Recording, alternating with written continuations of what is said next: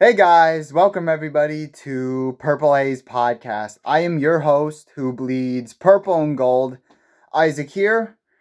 So the Vikings schedule officially has come out today. They released the regular season games, but not the preseason, but that's not what's important really.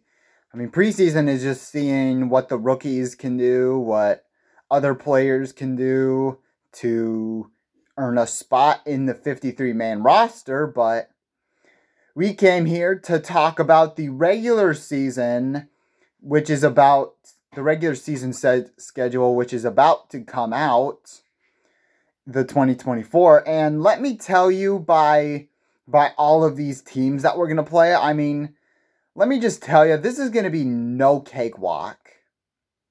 But it could go either way. It could be a it could be pretty brutal for the Vikings in 24, or it could be pretty good for the Vikings in 24. I'm excited. So let's dive into it.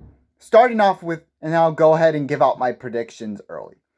So week 1 we got we're going at MetLife Stadium against the New York Giants to start off the season, and I think this is a very good breath of fresh air, for the Vikings, whether they're starting with Sam Darnold or JJ McCarthy, to, get a little bit of feel of the game and how it's going, or how the rest of the season's going to go against the Giants. And it's going to be at noon, so I mean, you should win this game. So I'm going to pick the Vikings to win this game. I mean, at least by 2 scores. At least, because they're going up against Daniel Jones and Tommy DeVito. It really should not be hard at all for the Vikings to really win this game. So I feel like that's going to be a win. And then the next week 2 at noon, we got the 49ers at US Bank Stadium returning back, which last time it was a thriller the last time we saw them. So, I mean, the 49ers, they are obviously one of the best teams in the NFC, if like the top 5. So, I feel like this one might be a loss for the Vikings this time. I feel like the 49ers will get the better of us, really, this time. So that way it could be like a learning experience, for the Vikings. So, I think they take the L there and go 1-1. And then week 3, at noon, we got the Houston Texans at home. It's gonna be another tough one with more competitors. I mean, Houston Texans just built up on their roster, It's gonna be the return of Stephon Diggs and Danielle Hunter back at US Bank Stadium.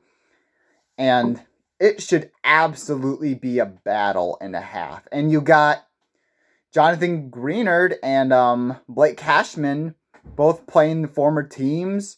2 players, it should be an absolute one heck of a battle. But I say the Vikings get a hard fought win against the Houston Texans. They take the W for this one and go 2-1. Week 4, now at noon, they got the Green Bay Packers at Lambeau Field. And I say, they do. I mean, just because they do have an underrated schedule, they have some okay playmakers, that can make plays on a consistent basis. But under the radar, you got Jordan Love he's pretty much good. So I say, though, but they still get the W, though. I think they go 3-1 here. And then week 5 in London, the Vikings will take on the New York Jets in London. It's going to really be like I feel like this one is going to be a gritty and grind type of game where the Vikings are literally both teams are going to have to scratch and claw for every yard that they get, because both defenses, the Vikings and the Jets defense, are elite. It is just who is going to make the more plays who's going to make the more plays on offense than the other team. And I say it's the Vikings. I think they will get a London win, and they'll move up to 4-1. Week 6 is the bye week, which honestly, I don't think it's less than ideal to have it early, like that early than it is, because I'd rather have it later than early, but they have a week 6 bye. And then week 7, they got the Detroit Lions at noon at US Bank Stadium. I mean, last time they won the NFC North in that stadium, so I mean, I feel like the Vikings might have something on their toes here, so I think they get the W against the Lions. Week 8, you got a Thursday night football game against the Los Angeles Rams, and it's going to be away. I mean, under the radar, they're a good team. Matthew Stafford's, if he's healthy, if he's healthy, then I think the Rams are legitimately a good team. If Matthew Stafford's on the team, I mean, you got some good receivers. Puka Nacua I think he might be just another Justin Jefferson type of figure. So I think this dude's gonna be tough. I mean, the Rams are gonna be tough actually. So I think they still do get another hard fought win. So they go on a 5-game win streak, which I predict 6-1. And then week 9, at noon, we got the Indianapolis Colts at home. And it's just an under radar team. Like, under the radar team, Anthony Richardson is good. You got some pretty good playmakers on defense and on offense for the Indianapolis Colts.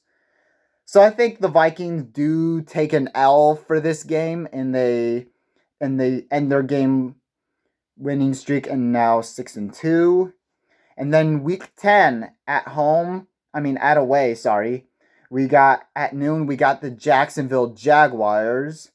So they're okay based upon as far as players wise. I mean, they're not really like a team, but they are a beatable team. I will say that they can be beatable by any team, and they can beat any team. It's just that simple, you know?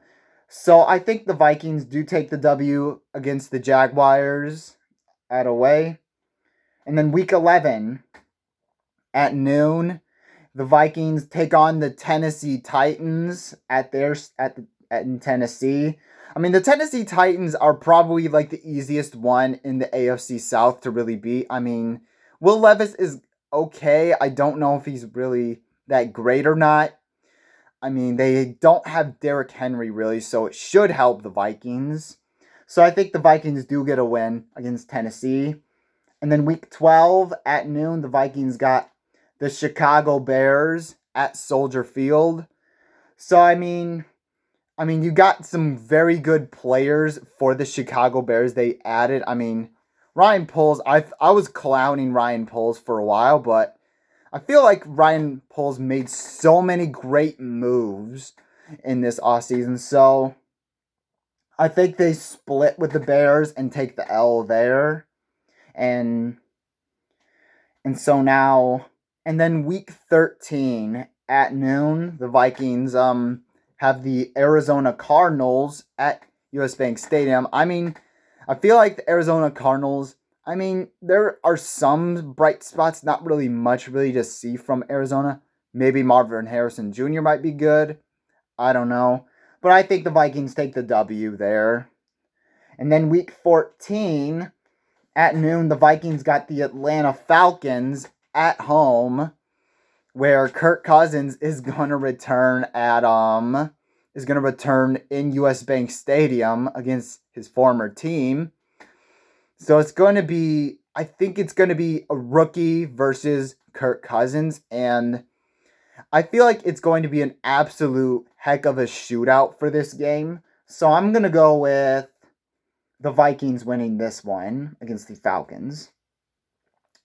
And then week 15, the Vikings got the Chicago Bears again, this time on Monday Night Football at home, which is always a classic Monday Night Football game with the Chicago Bears. It always happens, so Anyways, so the Vikings have the Chicago Bears. I think they get this, and I think they split. I think they win. I think they win their primetime game. I think they get the best of the Rams Bears here. Week 16, the Vikings in the afternoon have the Seattle Seahawks at an away game. So, I mean, the Seattle Seahawks have some decent playmakers too as well. I mean, under the radar, almost like the Rams or maybe the Indianapolis Colts. Good set of receivers, like a trio at least, which they could be elite. I mean, it just depends on the quarterback, Geno Smith or Drew Lock. I don't know who their starter is, but I feel like the Vikings, though, I think they're still going to win this game. I think they'll win this one. Week 17, the Vikings will take on the Green Bay Packers at noon at home. So, I mean, I think the Vikings usually split with the Packers. Usually, it seems like every single year. The Vikings win, then the Packers win. It seems like that. So I think the Vikings lose this one. And then the last week, we don't know. The time is unknown for the Vikings. Week 18 against the Detroit Lions. They will be at Ford Field. So I feel like the Vikings will take the L against the Lions, though, this time. So that means so they will take the L against the Lions because they're a tough team still. So overall, I think for me, I have the Vikings going 12-5. I don't know really what placing they're gonna get from the battle of the NFC North. It could go either way. I think the Vikings, if not first, then maybe second at 12-5. It's gonna be an absolute competitive NFC North, and other than that, the Vikings other than maybe the Giants, possibly the Jets, the Titans, and the Cardinals, I think those might be the easiest games. The other teams, however, it's gonna be a brutal one, ladies and gentlemen. It's gonna be a long one. But we'll see how the Vikings do because, like I said, this is KOC's year. This is gonna be a tough one. So how does KOC respond to these tough teams? We will see how it goes. So that's my prediction. I have 12-5. So they have three primetime games, 2 at night, 1 in London. So they have 12 noon games, 1 afternoon game so far. It's still gonna be tough no matter what time of the day it is. So we'll see how the Vikings do, with a new roster, a new era of quarterbacks, JJ McCarthy and Sam Darnold. We'll see how it goes. I feel like, though, it's going to be a lot better, though, than we have with the previous 2 years because new weapons on defense. You have, Sam Darnold and JJ McCarthy are going to be pretty decent. I feel like both of them are going to be good. So thank you guys so much for watching. What's your guys' predictions for this season? Hit that like button, hit that subscribe button if you haven't already. Skull.